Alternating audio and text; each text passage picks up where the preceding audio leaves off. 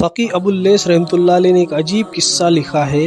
وہ فرماتے ہیں کہ مکہ مکرمہ میں ایک نیک شخص امانت دار خراسان کے رہنے والے تھے۔ لوگ ان کے پاس اپنی امانتیں رکھوایا کرتے تھے۔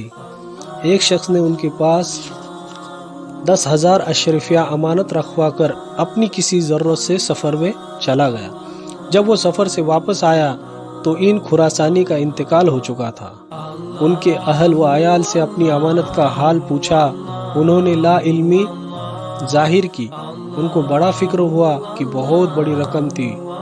اتفاق سے اس وقت علماء مکہ مکرمہ کا ایک مجمع موجود تھا۔ مسئلہ پوچھا کہ مجھے کیا کرنا چاہیے۔ انہوں نے کہا کہ وہ آدمی تو بڑا نیک تھا، ہمارے خیال میں جنتی آدمی تھا۔ تو ایک ترکیب کر، جب آدھی یا تہائی رات گزر جائے تو زمزم کے کنویں پر جا کر اس کا نام لے کر پکار کہ اس سے دریافت کر۔ اس نے 3 دن تک ایسا ہی کیا، وہاں سے کوئی جواب نہ ملا۔ اس نے پھر جا کر علماء سے تذکرہ کیا۔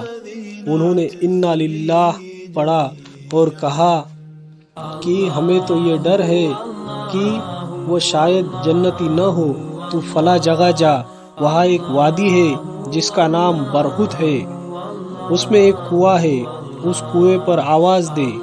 اس نے ایسا ہی کیا۔ وہاں سے پہلی ہی آواز میں جواب ملا کہ تیرا مال ویسا ہی محفوظ رکھا ہے۔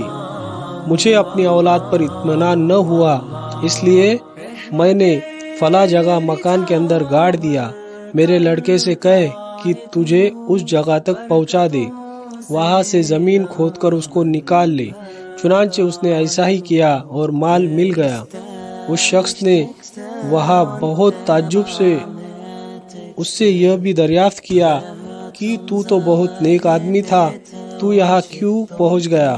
کنویں سے آواز آئی کہ خراسان میں میرے کچھ رشتہ دار تھے جن سے میں نے قطع تعلق کر رکھا تھا، اسی حال میں میری موت آ گئی، اس کی گرفت میں یہاں پکڑا ہوا ہوں۔